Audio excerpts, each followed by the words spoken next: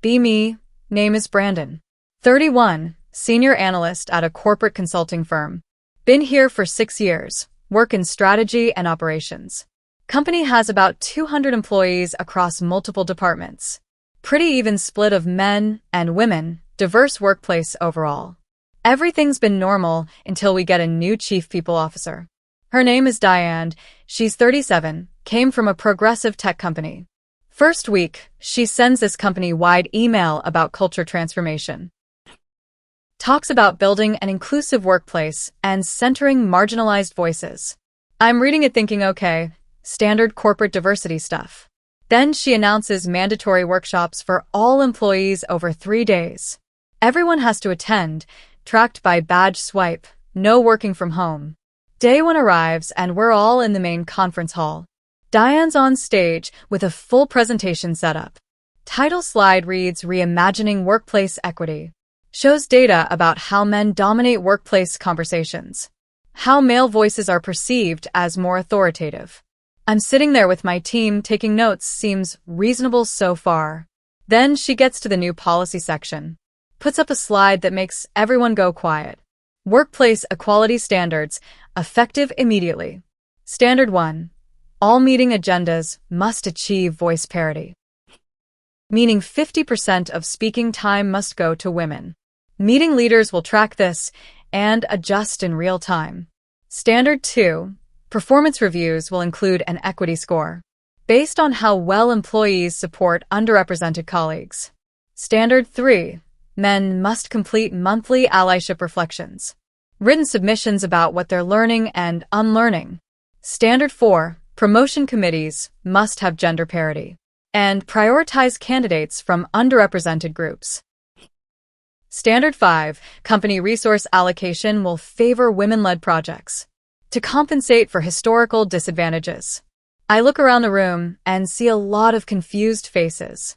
My coworker Jason leans over and whispers, "Did she just say men have to write monthly homework assignments?" I nod, still trying to process what I'm hearing. Another colleague, Marcus, raises his hand. Diane calls on him. How will the 50% speaking time rule work in technical meetings, where expertise determines who needs to talk most? Diane responds that expertise itself is a construct that prioritizes masculine communication styles. So, equalizing voice time is more important than perceived expertise. Marcus sits back down looking stunned. After the workshop, my team goes to lunch together. 8 of us, 5 men and 3 women. Everyone's talking about the new policies. One of the women, Amy, looks uncomfortable. Says she doesn't want special treatment or voice quotas. Just wants to be evaluated on her actual work. The other 2 women, Sarah and Jennifer, nod in agreement. Jason asks what we're supposed to do about the monthly reflections. I don't even know what unlearning means in this context. We decide we'll just follow the policies as written. See how it plays out in practice. First week under the new system is immediately weird. My team has our weekly strategy meeting. I'm leading it. We're discussing a client proposal. I present the framework, takes about 10 minutes. Diane is observing. She's sitting in the back with a timer. After my presentation, she interrupts. Brandon, you've used 15 minutes of speaking time. You need to pause and make space for women's voices. But I was presenting the technical framework. That's exactly the kind of thinking we're disrupting. Please pause and ensure women speak for the next 15 minutes. I look at Amy, Sarah, and Jennifer. They all look uncomfortable. Amy says she doesn't have anything to add right now. Sarah agrees, says the framework looks solid. Diane insists they need to speak for equity purposes. So Sarah talks about the weather and weekend plans. Just filling time, because she's required to. It's painfully awkward for everyone. Meeting that should have taken 30 minutes takes an hour.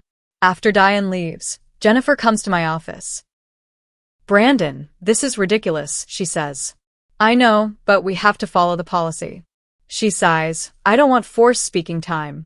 I want to talk when I have something valuable to say. A week 2, and the monthly allyship reflections are due. We have to submit 500 words about our learning journey. I sit at my computer trying to figure out what to write.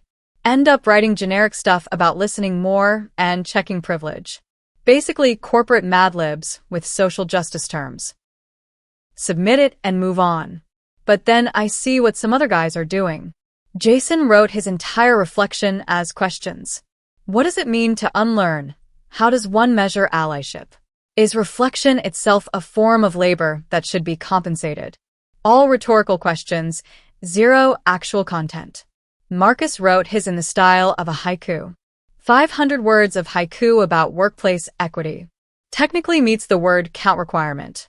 Another guy, Peter, wrote his like a nature documentary. The male ally in his natural habitat observes his privilege.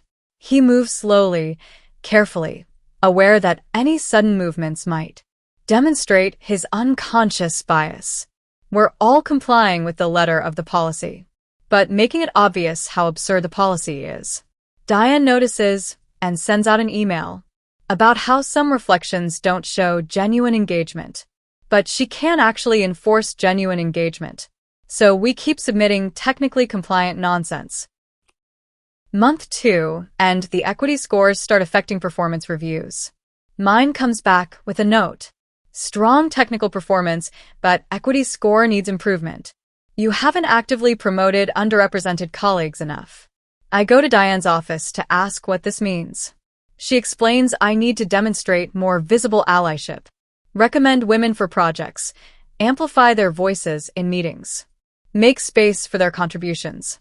But I already do that, I say. Not according to your equity metrics. What are the equity metrics, I ask. She pulls up a spreadsheet, shows me data on how many times I spoke in meetings versus how many times women on my team spoke. The ratio is 60-40 because I lead most of the meetings and present most of the technical content. This shows you're dominating airtime, she says. I'm literally the team lead. Presenting is my job. That's a role that perpetuates hierarchical structures. I leave her office frustrated and confused. Back at my desk, I start documenting everything. Every interaction where the policies hurt actual work. Every meeting that takes twice as long because of voice quotas. Every project that gets delayed because of resource allocation rules. I'm building a case, not sure what for yet. But I know this can't sustain itself. Month 3, and cracks start showing everywhere. We lose a major client because our proposal was weak. Turns out it was weak because the team that worked on it was selected based on equity standards, not expertise. 2 junior women led it, both talented but not experienced enough for a project that size. They needed senior support, but the men couldn't provide it because that would violate the resource allocation policy about letting women-led projects be truly women-led. Another team misses a critical deadline because their meetings are taking 3 times longer than before. With all the voice parity timing and forced participation, client complaints are increasing. Employee satisfaction scores are dropping. But Diane keeps insisting this is the adjustment period. That discomfort means we're growing. I notice the women on my team are getting frustrated too. Amy tells me privately she's thinking about leaving. Says she feels like a diversity prop now. Like everything she does is viewed through the lens of her gender, not her actual skills and contributions. Sarah agrees, says she misses when work was about work, not about constantly performing equity. Jennifer mentions she got put on 3 high-profile projects, but she knows it's because of the policy, not because anyone thinks she's the best person for them. And that feels terrible, she says. Month 4, and I'm in a meeting with the executive team. Presenting quarterly results, they're bad across the board. Revenue down, client retention down, employee satisfaction down. Project delivery times up, costs up. The CEO asks what's causing the decline. I take a breath and decide to be honest. The new equity policies are making it impossible to work efficiently. Diane jumps in immediately. That's a problematic framing that centers male comfort. I continue. It's not about comfort, it's about effectiveness. We're spending more time managing equity metrics than serving clients. selecting teams based on gender quotas instead of expertise, forcing participation instead of enabling contribution. The CEO asks for specific examples.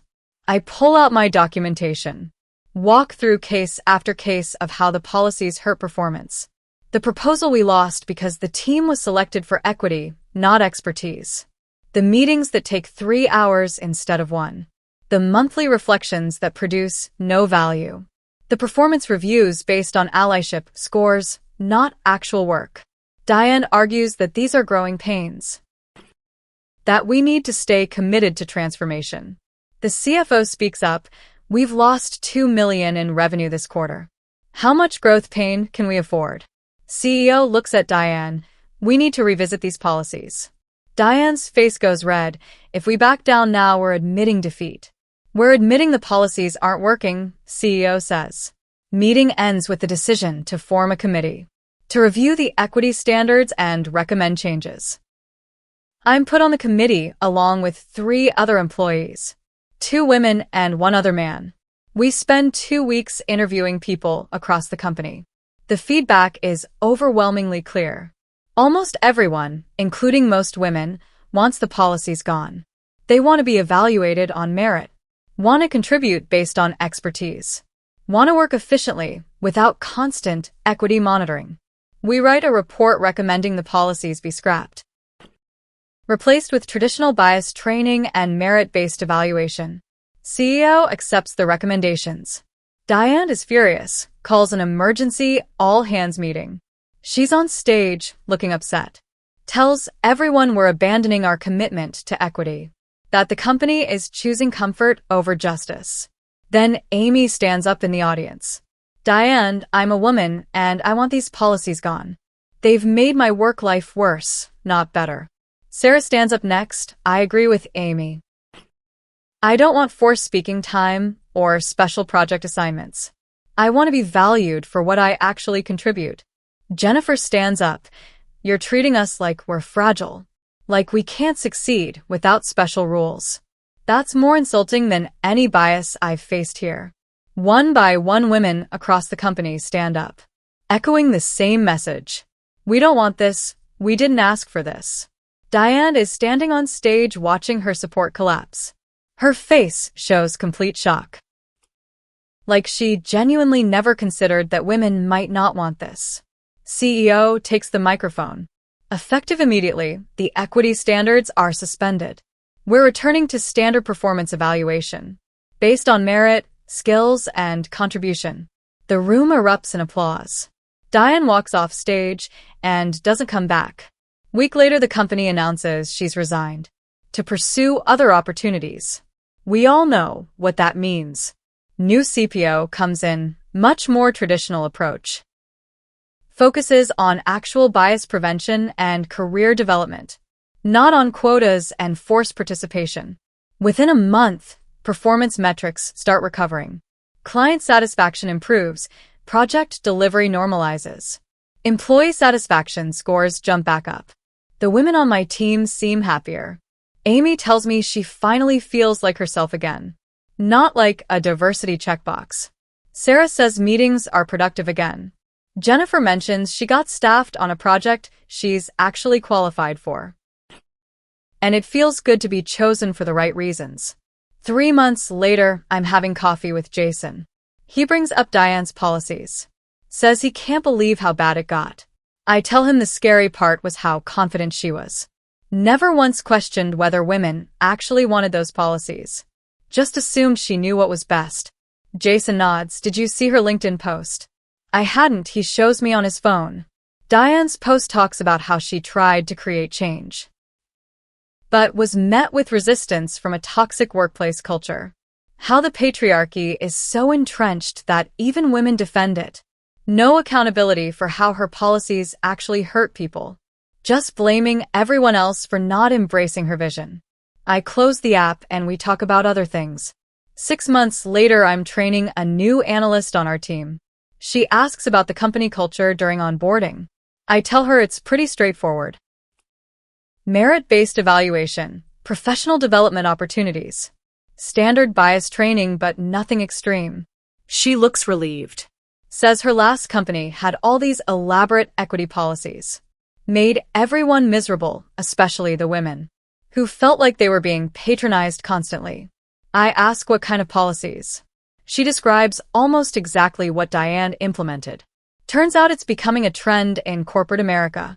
These elaborate systems that sound good in theory, but make actual work impossible in practice. I tell her we tried that, it failed spectacularly. She asks what happened. I walk her through the whole story. How well-intentioned policies destroyed performance. How the women themselves rejected the special treatment. How trying to engineer equity through quotas backfired completely. She nods along, says that matches her experience. The companies that do best are the ones that focus on merit. Remove barriers, provide opportunities, but don't try to force equal outcomes through policies. I agree and welcome her to the team. Year later, I'm in a leadership meeting. Someone suggests implementing equity quotas for promotions. I speak up immediately, share the Diane story. The whole room goes quiet. By the end, people are nodding. The suggestion gets tabled indefinitely. After the meeting, 2 executives thank me. Say they almost made the same mistake. Now they'll approach equity differently. That evening, I'm reflecting on everything that happened. How close we came to permanent damage. How many people were hurt by policies meant to help them. How ideology can blind you to reality. Diane genuinely believed she was doing the right thing. Never stopped to ask if anyone wanted her solution. Never considered that her framework might be wrong. Just pushed forward with complete certainty. And when it failed, blamed everyone else. I think about the women on my team. How they stood up and rejected the policies.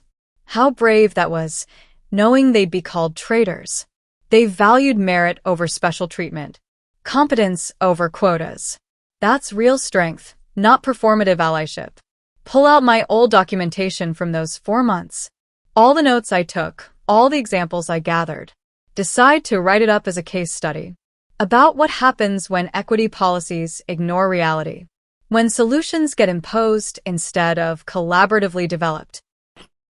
When ideology matters more than actual outcomes. Title it Lessons from Failed Equity Standards. Send it to a few business journals. One publishes it, generates a lot of discussion. Some people say I'm anti-equity. Others say I'm brave for speaking up. The women from my team write responses supporting the article, saying they wish more people would listen to women, instead of deciding what women need. That's the real lesson, I think. Equity isn't about quotas and policies. It's about removing barriers and enabling talent. Letting people contribute based on what they bring, not what category they fit into. Anyway, that's my story. About how a feminist created a workplace equality policy. And the male employee's response shocked her. Not because we were resistant to equality, but because we followed her rules so perfectly that everyone could see they didn't work. And the women she meant to help were the loudest voices demanding the policy's end. Sometimes the best way to show a bad policy is bad is to follow it exactly and let the results speak.